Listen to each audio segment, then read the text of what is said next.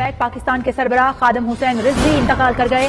خادم حسین رضوی طویل عرصے سے علیل تھے۔ تحریک لبیک۔ بسم اللہ الرحمن الرحیم۔ السلام علیکم دوستو ایک انتہائی سیڈ نیوز آپ کے ساتھ شیئر کرنے والے ہیں۔ تحریک لبیک پاکستان کے چیئرمین علامہ خادم حسین رضوی انتقال کر گئے ہیں۔